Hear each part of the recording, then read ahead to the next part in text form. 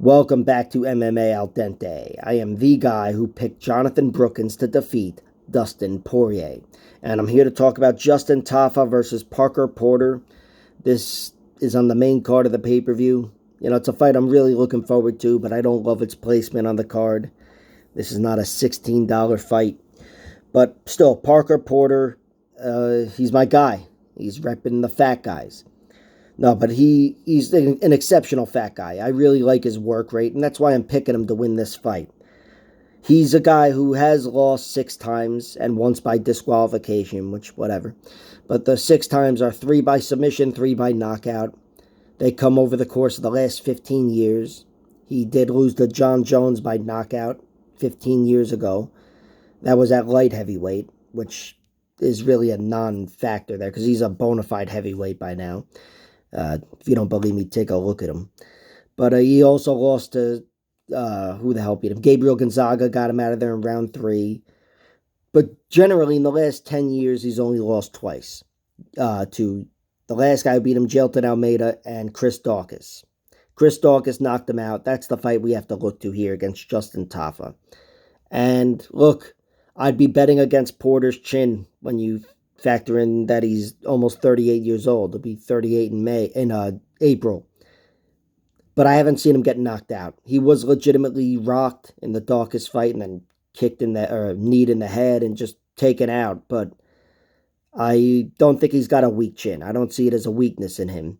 And because of that, I'm trusting his work rate to take over, like it did in his fights against Josh Parisian, Alan Bordeaux, and Chase Sherman.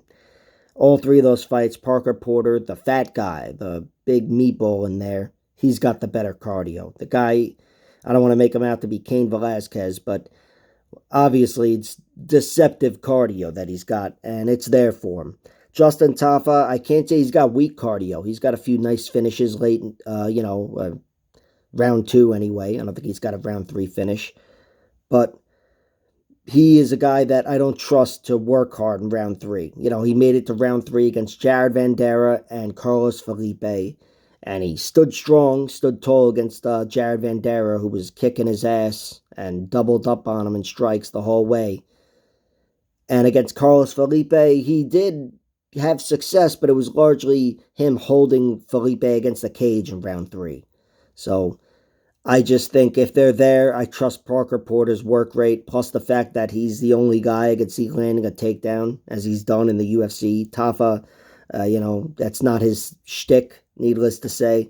But he does have the knockout power. He's got knockout power legitimately. He matches Porter in size and frame. I think Porter's got 1 inch of reach on him, but they're essentially the same size. And he's the younger guy, Justin Tafa, 29 years old, only getting better and sharper and stronger, I'm sure. So there's a bit of a feeling, a bit of a hedge I'm playing here. Round 1 knockout by Tafa, plus 350. But my primary bets are on Parker Porter by decision, plus 300. I love that. And by round 3 knockout, I threw a sprinkle at plus 2,500. Because Porter does have 3, he's got 5 knockouts, 3 of them come in round 3, and 2 of his his 2 last TKOs come in round 3. That combined with his work rate, winning rounds 2 and 3 and all 3 of his decisions in the UFC, I think it's worth a sprinkle.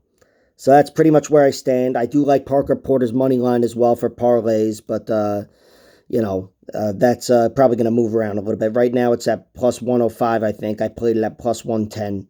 But the decision is my pick. With a prediction gun to my head, I'll go Parker Porter by decision. So I'm glad I covered that at plus 300. Like, share, subscribe, all that horse shit, and check out my other videos.